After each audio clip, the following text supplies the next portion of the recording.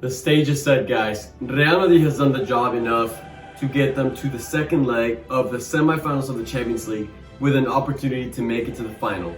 Like I said, the stage is set. Let's not miss out on this opportunity. Let's talk about the 5 keys that Real Madrid needs in order to eliminate Chelsea and make it to this most talked about Champions League final.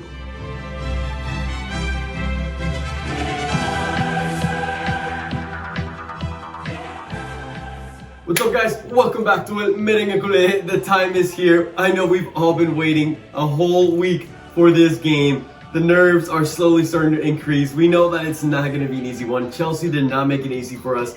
I think if anything, they completely impressed us in that first leg. So we know what we have in store for us. However, we do know that we're going to have a few key players back, which makes us feel a little better about ourselves and our chances going into this game. Before starting to talk about these 5 keys for Real Madrid and what they need to do in order to beat Chelsea, I do want to remind you guys that if you didn't watch the first leg pregame analysis, we have an in-depth analysis on Chelsea from Elizabeth, who is a Chelsea fan.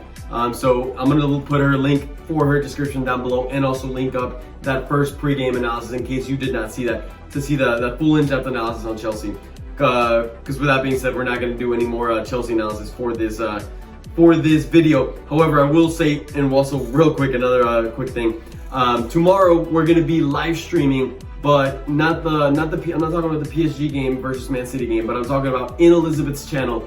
We're going to be doing a special edition live stream in which we'll be talking about the last game. We'll be discussing the last game between the Madrid and Chelsea. We'll be talking about what each team needs to do to win. So basically, more keys, more analysis, in-depth analysis, and finally, we're gonna be doing a fun little starting 11 game, combined starting 11 game. So if you guys want to go check that out, make sure you go check out her account, subscribe, turn on the notification bell. I can tell you that the live stream will go on live at 5:30 p.m. in Madrid time, and for me, it's gonna be 10:30 in the morning, which is Central Time, Central Daylight Time in the U.S. So you can go look those times up so you know exactly what time is going to start wherever you're from.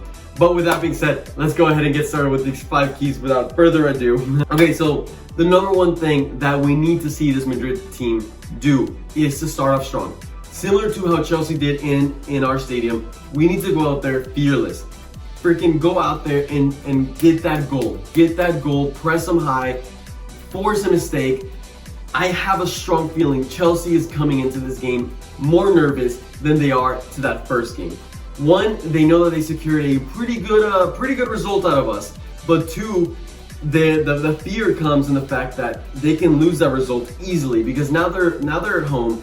They know that Madrid is going to come out there hungry because of what Chelsea did to us in our own home stadium, right? The way that they came out to us, we're going to want to show them that we're equally able to do that and that we can match it and even surpass it.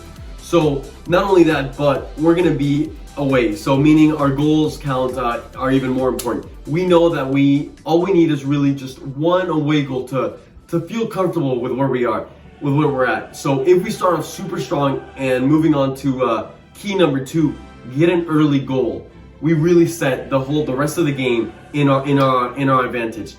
All we really need is that one goal. From there on out, it's a fair game. We've equaled Chelsea's goals in our stadium, and we have a whole game ahead of us to score potentially a second goal. So those are the 2 first keys that are super, super important. With that being said, the third key is to go out there and have no fear of conceding. Guys, if you really think about it, if we go out there, press really hard, and we're playing really good, we're creating a lot of chances, but somehow Chelsea gets a counterattack and scores on us, it's fine. Everyone needs to calm down. It's fine. It's not the end of the world. Because either way, we still have to get one goal. It really doesn't change anything, okay? So Madrid cannot go out there conceding with the fear of conceding a goal because it'll be all right.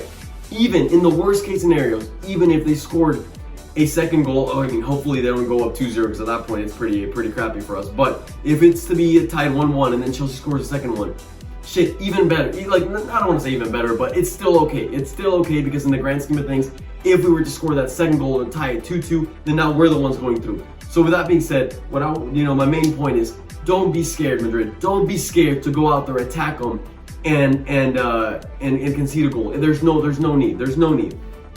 Okay. Fourth key Fourth key is going to be the formation change. Last game, we went out there and we try to match them. We try to play a 5 in the back formation. And in my opinion, they outbeat us. We were not able to beat them at their own game. Their game is obviously the 5 in the back formation, and they honestly outplayed us. So with this sense, we need to change that formation up. We need to scrap that. No more 5 in the back for this game. We're going out there with our main formation, the 4-3-3, what we know best, what we know is effective, and we're going to take it to them. We're going to take it to them. And this formation is going to give us different types of advantages. For one, having those two wingers, the left wing and the right wing, is going to be able to give the midfielders a lot more breathing room whenever they receive the ball. Because what was happening in that first game, we were getting the ball, we had 5 in the back, sometimes even 6 in the back because Casemiro was dropping in really deep, or Vinicius Jr. was coming in really deep. And the moment those midfielders won the ball, one, they were already tired, we've been talking about the fatigue, but two, they would look up and all they had was a lonely Karim Benzema. And that made it so hard for us to break out of our own defense, break out of the midfield. And it made it really easy for Chelsea to keep pressing us. So if we're able to have those two wingers out there, it gives us outlets to find the ball to, and breathing room. So that'll be a huge key in my opinion if Real Madrid wants to be able to high press more and not be suffocated by Chelsea if they intend to also high press at certain points of the game, which I'm sure they will. So that is the main reason why I think the formation change is very, very important. And on to that final key, the fifth key, it's going to be that the right back must have a good game. I'm about to talk about who the potential starting lineup, but the right back position is the very, very interesting one. Obviously, we're not going to be having Carvajal for this game due to injury, and I guess I can use this perfectly to transition on to who we're going to be missing. And I'm sure, as most of you guys already know from the last game, the last video that we posted, when Madrid won 2-0 against Osasuna this weekend, Varane had to be subbed out early, minute 45. And it actually ended up being a muscular injury. He's going to be out for 10 days, meaning he misses Chelsea's game and Sevilla's game, 2 huge games. However, luckily we have Sergio Ramos coming back. The only thing that does bother me a little bit is that the fact that he's only played 3 games in 2021. So he's definitely not in any type of game rhythm. However, with that being said, it is Sergio Ramos, it is our captain, and the amount of things that he brings on just by being on the field are immense. Something that Varane can never bring on, Militao, Nacho, none of them can bring on, which is the leadership, right? The leadership aspect, the fact of knowing that your captain, Sergio Ramos, is on the field, it just brings a whole level of motivation. And Sergio Ramos is a veteran of the game. He knows what it's like to play. I mean, he's not a youngster that's coming off of a long injury that, he needs to find his game rhythm. He's also a defender where, I don't want to say defenders, you don't need as much game rhythm of game, but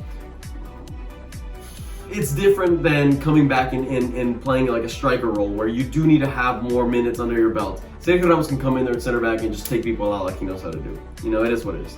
So I guess I've already given a few hints on who's going to be in that starting lineup. I'm not going to spend time on the goalie. We know it's going to be Courtois, amazing player.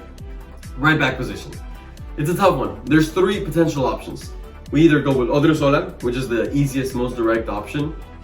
The second option, which could be what we did against Liverpool, which was putting Valverde back there.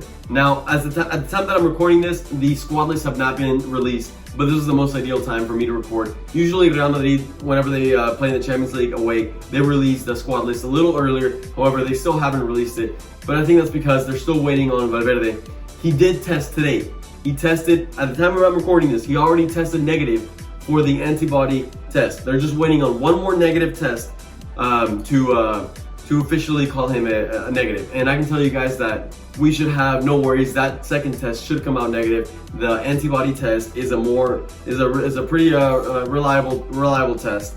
So I think there should be no problems in Valverde being at this game. However, also he's not going to be very match fit. Coming back from COVID could mean that physically you're not at the best levels.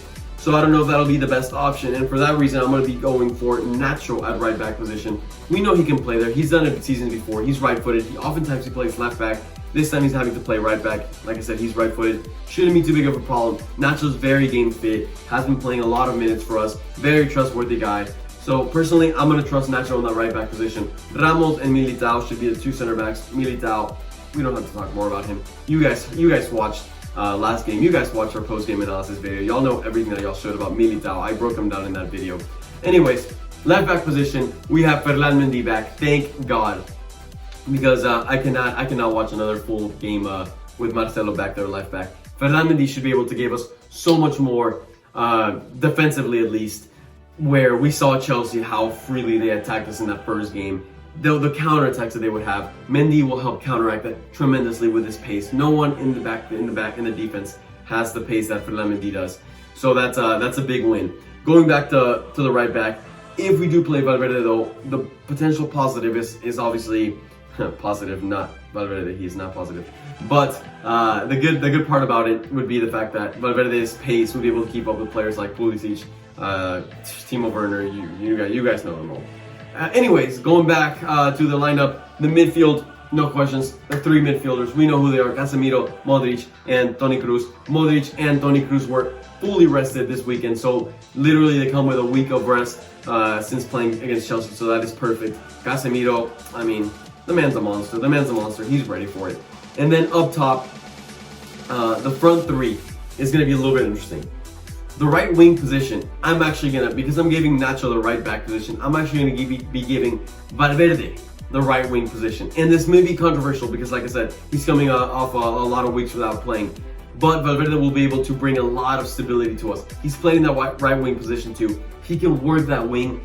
And then if at times we need a little more control in the midfield, he just drops down, plays center mid for us. And Eden Hazard, who I just gave away, who's starting in the left wing. Eden Hazard starting the left wing, but he can come up and just be a striker next to Benzema.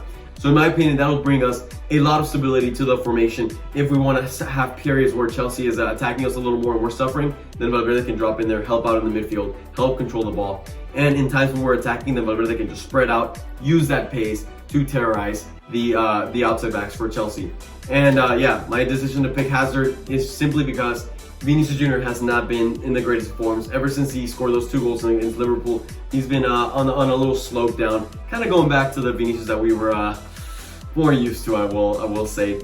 Hazard did have I think, for the most part, a good game against Osasuna. I think he's ready to start a game.